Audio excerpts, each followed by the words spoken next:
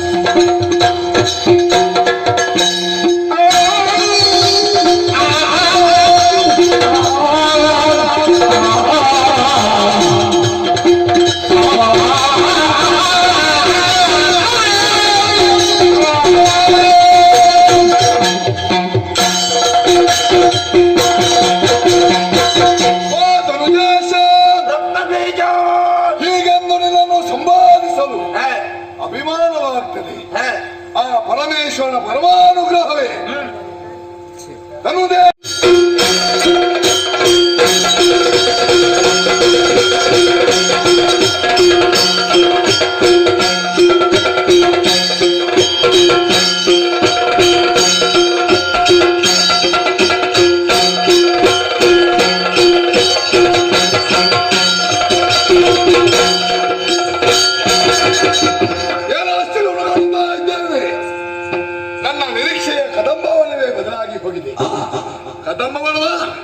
ನಮಗೆ ಆಗುವ ಸತ್ತಲ್ಲ, ಮೃಗಬೇಟೆಗಾಗಿಯೋ ವನವಿಹಾರಕ್ಕಾಗಿಯೋ ಆಗಾಗ ಆಗಾಗ ಈ ಕದಂಬವನಕ್ಕೆ ಬಂದವ ಇಲ್ಲಿನ ಎಲ್ಲವೂ ಪರಿವರ್ತನೆಗೊಂಡಿದೆ. ಕಾರ್ಗತ್ತಲೆ ತುಂಬಿದಂತಹ ಈ ಕದಂಬವನ ಇಂದು ದೇದೀಪ್ಯಮಾನವಾಗಿ ಬೆಳಗುತ್ತಾ ಇದೆ. ಕಾಡಿನ ಕ್ರೂರ ಮೃಗಗಳೆಲ್ಲವೂ ಅಹಿಂಸೋ ಪರಮಧರ್ಮ ಎಂಬ ಹಾಗೆ ಹಿಂಸೆಯನ್ನು ಮಾಡದೆ ಅಹಿಂಸೆ ವಾರಣೆಯನ್ನು ಬರುವುದಿದೆ. ಎತ್ತ ನೋಡಿದರೆ ಕೂಡ ಋತು ಭೇದಗಳನ್ನು ಮರೆತು ಮರ ಗಿಡಗಳೆಲ್ಲ ಹೂವನ್ನು ಕೊಡುತ್ತಾ ಉಂಟು. ಹಾಗಾದ್ರೆ ಇದು ಪ್ರಾಕೃತಿಕವಾದಂತಹ ಬದಲಾವಣೆ ಅಲ್ಲ, ಮಹಾಮಾತೆಯ ಸಾನ್ನಿಧ್ಯದ ಪ್ರಭಾವ. ಎತ್ತ ನೋಡಿದರೂ ಕೂಡ ನಮಗೆ ಮಾತೃಛಾಯೆ ಕಂಡು ಬರ್ತಾವೆ, ದಿವ್ಯವಾದಂತಹ ಬೆಳಕು. ಆದ್ರೆ ಆ ಬೆಳಕಿನ ಮೂಲ ಯಾವುದು? ಅಲ್ಲಿ ಸತ್ಯ ಮತ್ತು ಸತ್ಯ ಎರಡು ಉಂಟು. ಅದನ್ನೊಮ್ಮೆ ನಾನು ಪರೀಕ್ಷೆ ಮಾಡ್ತೇನೆ.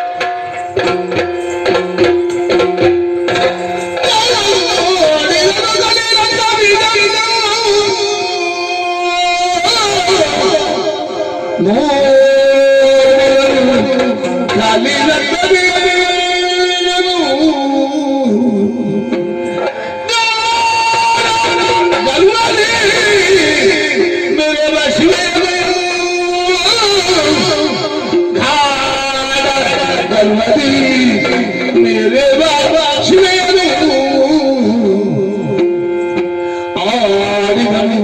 ತನ್ನೊಳಗೆ ಶಿವ ಶಿವ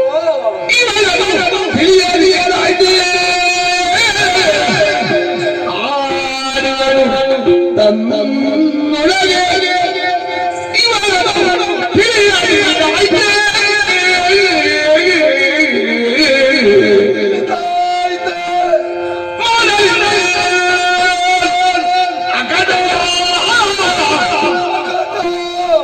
ಮಾಡಲಿಲ್ಲ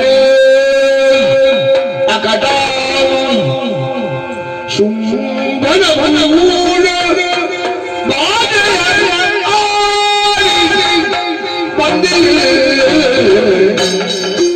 ಮಾಡಲಿಲ್ಲ ಅಕಟ ಶುಂಭನ ಬನಗೂಡ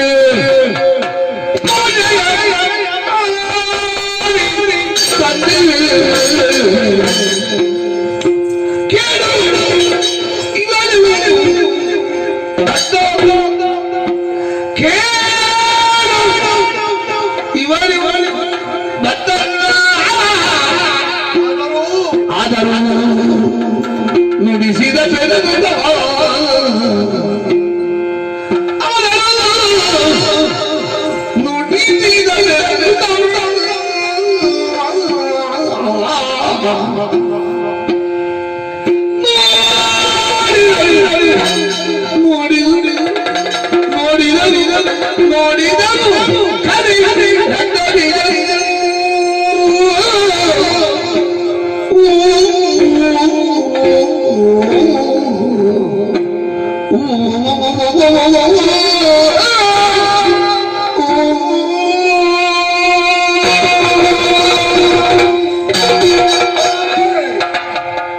ರೋಮಾಂಚನವಾಗುತ್ತಾ ಇದೆ. ಕೈಕಾಲುಗಳು ನಡುತ್ತಾ ಉಂಟು. ಪ್ರೀತಿ ಎಂಬಂತಹ ಶಬ್ದಕ್ಕೆ ಅರ್ಥ ತಿಳಿಯದಂತಹ ರಕ್ತ ಬೀಜ ಎಂದು ಕರೆಗಾಗಿದ್ದ ಅಂದ್ರೆ ಅರ್ಥವೇನು? ಈ ದಿವ್ಯವಾದಂತಹ ಬೆಳಕು ಅದರ ಮೂಲ ಎಲ್ಲಿಂದು ಪರೀಕ್ಷಿಸಬೇಕೆಂಬಂತಹ ಉದ್ದೇಶದಿಂದ ಪಥವನ್ನು ಉತ್ತರಿಸಿ ಮುಂದೆ ಬಂದಾಗ ದಿವ್ಯವಾದಂತಹ ಪ್ರಭೆಯೊಂದು ನನ್ನ ಕಣ್ಣಿಗೆ ಬಡಿದಂತ ಅನುಭವ ಆಯಿತು. ಮಾಡಲಿನ್ನೆ ನಕಟ ಚುಂಬನ ಕೂಡೆ ಒರೆದು ಭಾಷೆ ಬಂದಿದ್ದೇನೆ. ಮಹಾಮಾತೆ ಎಂದು ತಿಳಿದರೂ ಕೂಡ ಈಕೆಗೆ ಶರಣಾಗುವಂತಿಲ್ಲ. ಚುಂಬನ ಉಪ್ಪಣ್ಣನ ರಣ ನನ್ನನ್ನು ಬಾಧಿಸ್ತಾ ಇದ್ದೇನೆ. ನಾನೇನು ಮಾಡಲಿ ಶಿವನೇ ಎಂದು ಆತ್ಮಸಾಕ್ಷಿಯನ್ನು ಕೇಳಿದರೆ ಸರಿ ಅಂತರಂಗದಲ್ಲಿ ಭಕ್ತಿ, ಬಹಿರಂಗದಲ್ಲಿ ಶಕ್ತಿಯನ್ನು ಪ್ರಕಟಿಸ್ತಾ ತನ್ನ ತನವನ್ನು ಮಹಾಮಾತೆಯ ಪಾದ ಧೂಳಾಗಿಸಿಕೊಳ್ತೇನೆ. ಇನ್ನು ನಾವೆಷ್ಟು ಹೋರಾಡಿದರೂ ಕೇಡು ನಮಗಿದು ಬದ್ಧವೂ ಸಿದ್ಧವಾಗಿದೆ. ಹಾಗೆಂದು ಪಂಚಭೂತಾತ್ಮಕವಾದಂತಹ ಕಾಯವಿರುವಾಗಲೇ ಈ ದಿವ್ಯ ಮೂರ್ತಿಯನ್ನು ಕಂಡು ಹರ್ಷಿತಗೊಂಡೆ. ಕಣ್ಮನ ಸೂರ್ಯಗೊಂಡಂತಹ ಈ ದಿವ್ಯ ರೂಪವನ್ನು ನನ್ನ ಕಣ್ಣಲ್ಲಿ ತುಂಬಿಸಿಕೊಂಡಿ. ಕೇವಲ ಕಣ್ಣಲ್ಲಿ ತುಂಬಿಸಿಕೊಂಡು ಸಾಯದೆ ನಾಳೆಗೆ ಇಲ್ಲಿ ಈಕೆಯ ಮಂತ್ರೋಚ್ಚರವನ್ನು ಮಾಡಬೇಕಾಗಿದೆ. ಅದನ್ನ ಶಿರ ತಗ್ಗಿಸಿದ್ದೇನೆ, ಉದ್ದಂಡ ನಮಸ್ಕಾರ ಮಾಡಿದ್ದೇನೆ. ಅಮ್ಮ ಸರ್ವೇಶ್ವರಿ ಮಾದೇವಿ ಸರ್ವಭೂತೇಶ್ವರಿ ನಮಸ್ತಸ್ತೆ ಎಲ್ಲವೂ ಹಗುರವಾದಂತಹ ಲಕ್ಷಣಗಳು. ನಂಬಳಕು ಹೊಸದಿದೆ, ಮನಸ್ಸು ತನ್ನದಾಗಿದೆ. ಮೇಲೆ ನೋಡಿದ್ರೆ ಏನಾಗ್ತಾ ಇಲ್ಲ, ಎಲ್ಲೆಂತ ನೋಡಿದ್ರೆ ಮುಖದಲ್ಲಿ ಅರಸ್ತಾ ಇದೆ. ಹಾಗೆ ಸಂಬೋಧಿಸುವ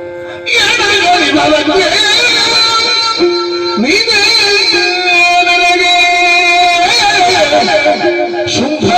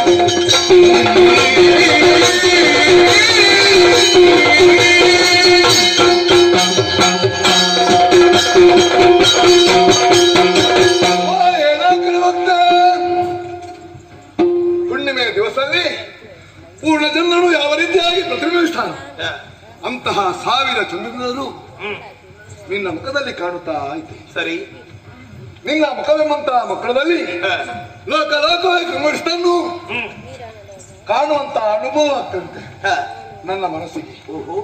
ನಿನ್ನ ಇರವನ್ನು ಚಂಡಮುಂಡದ ನಮ್ಮದಲ್ಲಿ ಶುಂಭ ಶುಂಭ ದಾನವ ಬಯಸಿದರೆ ಹೋಗುವ ಕಾಲಕ್ಕೆ ಬಂದ ಬುದ್ಧಿಯಾಗಿರ್ಬೇಕು ಅವನಿಗೆ. ಅವನಿಗೆ ಭಿಕ್ಷೆ ಅಂತೆ. ಶುಂಭ ದಾನವ ಬಯಸಿದ ಸಾನುರಾಗದಿಂದ ಒಲಿಸುವ ಮನ ಮಾಡಿ ಸಂಧಾನಕ್ಕೆಂದು ಕಳಿಸಿದ್ದಾನೆ. ಹೇಳಿ ಕೊಟ್ಟು ಕಳಿಸಿದ್ದೇನಲ್ಲ. ಶುಂಭನಾಗಲಿ ನಿಶುಂಭನಾಗಲಿ ಸಾಕ್ಷಾ ಶಂಭುವೇ ಬರಲಿ.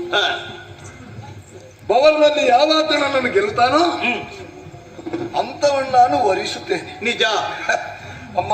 ಓ, ಈ ಮಾತು ಕೇಳುವ ನನಗೆ ನಗುತ್ತಾ ಯಾಕಪ್ಪ ತಡೀಲಿಕ್ಕೆ ಅಂದ್ರೆ ಹಾಸ್ಯವೇ ಇದು? ಹಾಗಲ್ಲಮ್ಮ, ಮತ್ತೆ ಬಾಲ್ಯದಲ್ಲಿ ನೀನೇ ಸಿಗದಂತೆ ಪಡವಂತೆ ಅಲ್ಲ ಕಣ್ಣಾಕಣ್ಣು ಕೇಳಿದಂತ ಸುದ್ದಿ. ಅಮ್ಮ, ಲೋಕದ ಮೂಲ ಶಕ್ತಿ ಆದಂತ ನಿನಗೆ ಬಾಲ್ಯ ಎಲ್ಲಿಯದು, ಯೌವನವಲ್ಲಿಯದು, ಮುಪ್ಪೆಲ್ಲಿದು. ಹಾಗಿರುವಾಗ ಇದು ಕೇವಲ ಕಾರಣ ಮಾತ್ರ. ನಿನ್ನ ಉದ್ದೇಶ ಏನೆಂಬುದನ್ನು ಸ್ಪಷ್ಟವಾಗಿ ಅರಿತವನ. ಏನಪ್ಪ? ಲೋಕದಲ್ಲಿರುವಂತಹ ಪ್ರಕೃತಿ ತನ್ನ ಸಮತೋಲನವನ್ನು ಕಳೆದುಕೊಂಡಿದೆ. ಆ ಸಮತೋಲನ ಉಳಿಸುವಲ್ಲಿ ತ್ರೈಮೂರ್ತಿಗಳು ಕೂಡ ದೌರ್ಬಲ್ಯವನ್ನು ಹೊಂದಿದಾಗ ಆ ತೇಜಸ್ಸು ಒಂದಾಗಿ ಮೂಲ ಶಕ್ತಿಯಾದಂತಹ ನೀನು ನಾರಿ ರೂಪವನ್ನು ಮಾಡಿಕೊಂಡು ಪ್ರಕೃತಿಯ ಸಮತೋಲನವನ್ನು ಕಾಪಾಡುವಲ್ಲಿ ನಿನ್ನನ್ನು ನೀನು ತೊಡಗಿಸಿಕೊಂಡಿದ್ದೀಯ. ಪ್ರಕೃತಿಯನ್ನೇ ಹಾಳು ಮಾಡೋದಕ್ಕೆ ಹೊರಟ್ರೆ ಒಂದು ಸಲ ಪ್ರಕೃತಿಯೇ ಮುನಿಯುತ್ತದೆ, ಗೊತ್ತಿರಲಿ. ಹೌದಮ್ಮ, ಪ್ರಕೃತಿಯ ಪ್ರತಿರೂಪವೇ ನಿನ್ನಲ್ವೇ ತಾಯಿ. ನೀನೇ ಮುನಿದು ನಿಂದ್ರೆ ಉಳಿಯುವುದಕ್ಕೆ ಆದ್ರೆ ಸಾಧ್ಯ. ಒಲೆ ಹೊತ್ತಿ ಹೊರಿದಡೆ ಉಳಿಯಬಹುದು, ನೆಲ ಹೊತ್ತು ಹುರಿದಡೆ ಬದುಕುವುದಕ್ಕೆ ಸಾಧ್ಯ ಉಂಟು. ಸರಿ, ಹಾಗಾದ್ರೆ ವರ್ತಮಾನ ಕಾಲದಲ್ಲಿ ದೇವತೆಗಳ ಮಾತನ್ನು ಕೇಳ್ತಾ ನೀನು ಏಕಪಕ್ಷೀಯವಾದಂತಹ ವಾದವನ್ನೇ ಮಂಡಿಸ್ತಾ. ಅದನ್ನು ತಿಳಿದ್ರೆ ತಪ್ಪು. ಯಾಕಮ್ಮ ಹಾಗೆ ಮಾಡಲಿಲ್ಲ ನಾನು. ಏನು? ಯಾರು ಭಕ್ತಿಯಿಂದ ಪೂಜೆಯನ್ನು ಮಾಡ್ತಾರಂತವ್ರು ಬದುಕಿದ್ದಾರೆ. ಹೌದು, ಅನ್ಯಾಯ ಮಾಡಿದವರಿಗೆ ಮಾತ್ರ ಶಿಕ್ಷೆ. ಆದ್ರೆ ಅನ್ಯಾಯ ಮಾಡಿದ್ರು ಭಕ್ತಿ ಮಾಡಿದ್ರೆ ಅವರಿಗೆ ನೀನು ಹೊರೆಯುತ್ತೀನಿ. ಅಲ್ಲಲ್ಲ, ಅನ್ಯಾಯವನ್ನು ಎಸಗಿದರೆ ತಾಯಿಯನ್ನೇ ಬಯಸಿ ಬಂದವರಿಗೆ ಏನಾಗಬೇಕು? ಅಮ್ಮ, ನೀನು ತಾಯಿ ಎಂಬುದನ್ನು ಅರ್ಥೈಸಿಕೊಳ್ಳಿಲ್ಲ. ಅದೇ ದೊಡ್ಡ ತಪ್ಪು. ಲೋಕದ ಮೂಲ ಶಕ್ತಿಯಾದಂತಹ ನಿನ್ನ ಶಕ್ತಿಯನ್ನು, ನಿನ್ನ ಪರಾಕ್ರಮವನ್ನು ಸಮದಂಡಿ ಮಾಡುವಂತಹ ಮತ್ತೊಂದು ಪರಾಕ್ರಮ ಉಂಟ. ಸೂರ್ಯನ ಮುಂದೆ ಕಿರಿಸೊಳನ್ನು ಬೆಳಗುವುದಕ್ಕೆ ಸಾಧ್ಯವಿಲ್ಲ. ಹಾಗೆಂದು ನೀನು ಮಾಡಿದಂತ ಪಣವೇ ತೀರಾ ಅಸಂಬದ್ಧ. ಪರಾಕ್ರಮದಲ್ಲಿ ಯಾರನ್ನು ಸೋಲಿಸ್ತಾರೆ, ನಿನ್ನನ್ನು ಸೋಲಿಸೋರು ಯಾರಿದ್ದಾರಮ್ಮ? ಆದ್ರೆ ಒಂದು ಗೊತ್ತಿಲ್ಲ, ಏನಪ್ಪ? ಹೃದಯಕ್ಕೆ ನೀನು ಸ್ವಾಮಿ. ಒಳ್ಳೆ ಹೃದಯದಿಂದ ನಿನ್ನನ್ನು ಯಾರು ಭಜಿಸ್ತಾರೋ ಅಂತವರ ಆಳಾಗಿ ಬರುವುದಕ್ಕೆ ನೀವು ಹಿಂದೆ ಮುಂದೆ ನೋಡು. ಅಸುರ ಕುಲದಲ್ಲಿ ಹುಟ್ಟಿದವ ಸುಗ್ರೀವ ಹೌದು. ಭಕ್ತಿಯಿಂದ ಪೂಜೆ ಮಾಡಿದ, ಬದುಕಿದ್ದಾನೆ ನೋಡು. ಉಳಿದವರು ಯಾರಾದ್ರೂ ಬದುಕಿದ್ದಾರ? ಅವರೆಲ್ಲ ಅಹಂಕಾರಿಗಳಾಗಿ ಬರುತ್ತಾರೆ. ಎಂತ ಕೆಟ್ಟ ಸಂತಾನದವರು. ಒಬ್ಬನನ್ನು ಹುಂಕಾರ ಮಾತ್ರ ಬಸ್ ಮಾಡಿದೆ. ಇನ್ನೂ ಹುಟ್ಟಬಾರದವ. ಭದ್ರವಾದಂತಹ ಕಾರ್ಯರೂಪವನ್ನು ಹೊಂದಿ ಚಂಡಮಂಡಲವನ್ನು ಚೆಂಡಾಡಿದೆ. ಪುಟ್ಟ ಬೋಕರಿಗಳು. ಆದ್ರೆ ನಾನು ಬಂದು ನೋಡಿದಾಗ ಏನಾಂಕ ವಿಭಕ್ತಿಯಾಗಿ ನಾರಾಷ್ಟ್ರದ ನನ್ನ ಅರ್ಥವೇನು? ಅವರಂತೆ ನೀನಲ್ಲ, ಸ್ವಲ್ಪ ಒಳ್ಳೆಯವ. ಅವರವರ ಭಾವಕ್ಕೆ ವರ್ತಿಸುವಂತ ಒಳ್ಳೆ ಗುಣವುಳ್ಳವರು. ಹಾಗೆ ನನ್ನ ಗುಣ ಏನಂತ ಅರ್ಥ ಆಯ್ತಲ್ಲ ನಿನಗೆ? ಅಮ್ಮ, ಓ ನಾನು ರಕ್ತಬೀಜಮ್ಮ. ಓ ನೀನೇಯ? ನನ್ನ ಬಗ್ಗೆ ಕೇಳ್ತೀನಿ. ಅಲ್ಲಲ್ಲ, ಬಂದದ್ದು ಶೋಣಿತಾಪುರದಿಂದ. ದೊರೆ ಶುಂಭ. ಉದ್ದೇಶ ನನ್ನ ಕರೆತರು. ಸಂಬಂಧ ಉಂಟು ಏನಾದ್ರೆ ನಿನಗೆ? ಮತ್ತೆ ಅವ ಮಾವ ನಾನು ಅಳಿಯ. ನಮ್ಮ ರಾಜಕೀಯ ಕ್ಷೇತ್ರದಲ್ಲಿ ವಾರಸ ನಾನು ಮಂತ. ನಿನ್ನನ್ನು ಬಯಸಿದಂತ ಆತ ಲೋಕದಲ್ಲಿ ಹೆಣ್ಣನ್ನು ಕಂಡೇ ಸೋರುವುದು, ಇವಾಗ ಕೇಳಿಯೇ ಸೋತು. ಎಷ್ಟು ದೌರ್ಬಲ್ಯ ಉಂಟ. ಆದ್ರೆ ನೀನು ಬಂದರೆ ಅಲ್ಲಿ ಪ್ರಾಬಲ್ಯ ಬಂದಿತ್ತು. ಓಹೋ, ಅದಕ್ಕಾಗಿ ನನ್ನದು ಕರೆಬರುವುದಕ್ಕಾಗಿ ನೋಡಿ ಚಿನ್ನದ ರಥ. ಸರಿ, ಕಾರಣ ಅಂತ ನನಗೆ ಬೇಕಾದ ಚಿನ್ನದ್ದು ಒಂದೇ, ಮಣ್ಣಿದ್ದು ಒಂದೇ. ಆದ್ರೆ ನಮ್ಮ ಹೃದಯ ಉಂಟದು, ಅದು ನಿಮಗೆ ತೋರಿಸ್ಬೇಕು. ಸರಿ, ಹಾಗಾಗಿ ಚಿನ್ನದ ರಥ ನಿಮ್ಮಲ್ಲಿ ಎಷ್ಟು ಉಂಟದ ಗೊತ್ತಾಗಬೇಕಲ್ಲ. ಎಷ್ಟು ಉಂಟಂತಲ್ಲ, ಮತ್ತೆ ಎಂತ ಎಂತ ಯೋಗ್ಯತವಂತದ್ದು. ಇದ್ದರ ಕಡೆ ಕೊಡುವುದಕ್ಕೆ ಯೋಗ್ಯತೆ ಇರುವುದು. ಏನು ಮಾಡುವುದಕ್ಕೆ ನೋಡಿ, ಕೋಟಿ ದೈತ್ಯರು ಇವರನ್ನೆಲ್ಲ ಸೊಕ್ಕಿನಿಂದ ಬಂದದಲ್ಲ, ಮತ್ತೆ ಸ್ವಾಭಿಮಾನಕ್ಕೆ ಕೈಗೊಂಡ ಋಣ ಮಾರಿದೇವತೆ ಅವತನಕಲ್ಲ, ಮಹಾಲಕ್ಷ್ಮಿಯಾದಂತ ನಿನ್ನ ದಿವ್ಯ ದರ್ಶನ ನಾನೇ ಹೆಗಲ್ ಕೊಡ್ತೇನೆ. ಇವರು ಭಜನೆ ಮಾಡ್ತಾರೆ, ನೀನು ಶೋಣಿತ ಬರಕ್ಕೆ ಬರ್ಬೇಕು. ಇಲ್ಲ ಇದು ಈ ಭಯಂಕರವಾದಂತಹ ಕಾಡಲ್ಲಿ ನಿನ್ನ ದೇವಿ ಮಾತ್ರ ಯಾರು ನೋಡ್ತಾರೆ. ಹಾಗರಿಂದ ಊರಿಗೆ ಹಬ್ಬ ಅಮ್ಮ ದೇವಾಲಯ ಕಟ್ಟಿಸ್ತೇನೆ, ಬೇಕಾದ್ರೆ ನಿನ್ನ ಕ್ಷೇತ್ರ ಮಾತ್ರ ಮಾಡ್ತೇನೆ. ರಕ್ತ ಬೀಜ, ನನ್ನನ್ನು ಕಂಡೆತ್ತ ನೀನು ಹಾಡಿದ, ಹೊಗಳಿದೆ, ಕೊಂಡಾಡಿದೆ, ಭಕ್ತಿಯಿಂದ ಪಾದ ಪೂಜೆಯನ್ನು ಮಾಡಿದೆ, ಸಂತೋಷ ಭರಿತಳಾದ್ರೆ ಅದನ್ನು ಯೋಚಿಸುವುದು. ನಿನ್ನನ್ನು ಹುಮ್ಮನನ್ನ ಬೇಕೋ ಪ್ರಾರ್ಥನೆಯನ್ನ ಬೇಕೋ? ನಿನ್ನ ಭಕ್ತರಾದವು ನಿನ್ನ ಅರಿತವ ಯಾವ ಕಾಲದಲ್ಲೂ ಹುಮ್ಮನಕ್ಕೆ ಸಾಧ್ಯ ಉಂಟೇನ? ಮಾಮರಪ್ಪ ಬೇಕಂತ ಮಲ್ಲಿಗೆ ಬಳ್ಳಿ ಎಂದು ಹೊಂಗರ ಮರನಪ್ಪಿದರೆ ಏನು ಪ್ರಯೋಜನ ಉಂಟು ಹೇಳು? ಮೊದಲಿಗೆ ಅಂದದ ಮರದಾಗಿ ಗಂಧದ ಮರ ನೀರಿಗೆ ಹಾಕಿದ್ರೆ ನಾರುವುದಿಲ್ವೇ? ಅದಕ್ಕಾಗಿ ದುರವನ್ನು ಸಾರಿದವನು ನಾನು ಇನ್ನ ಬಳಿ ಯಾಕೆ ಬರಲಿಲ್ಲ?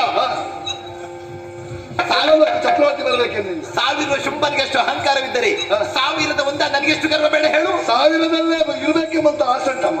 ಪಣದ ವಿಚಾರ ಅರಿತು ಇನ್ನೊಡೆಯ ದುರಕ್ಕಾಗಿ ಬರಬೇಕಿತ್ತು. ಅದರ ಬದಲು ಅಲ್ಪರ ಅಂತ ನಿಮ್ಮನ್ನೆಲ್ಲ ಕಳುಹಿಸಿಕೊಟ್ಟ. ನನ್ನ ಕೈಗೆ ರಣ ಹೇಳಿ ಅಂತ ಅರಮನೆ ಒಳಗೆ ಕುಳಿತುಕೊಂಡಿದ್ದಾರಲ್ಲ, ನಿನ್ನ ಬಡಿಯರಮ್ಮ ಚಂದ ಮಗಳು ಮಾಡಿ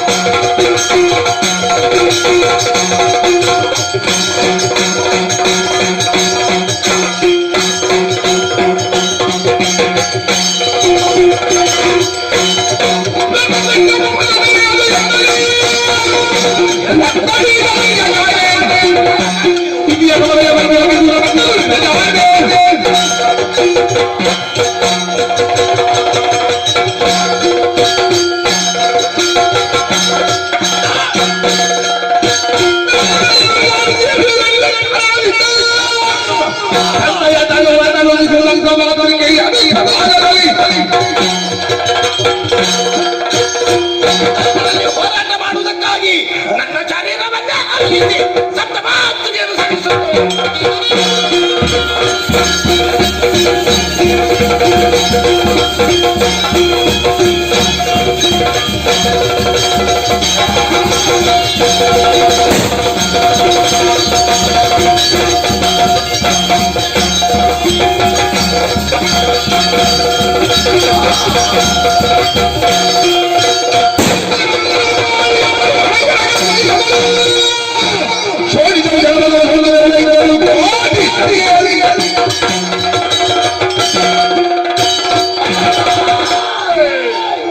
ಇಂದ್ರಾಣಿ ಎಂಬುವಳು ನನ್ನ ತಲೆಗೆ ಚಿಮ್ಮಿದ ಬ್ರಹ್ಮನವರ ಈಗ ಬೇಕು ನೋಡುವ.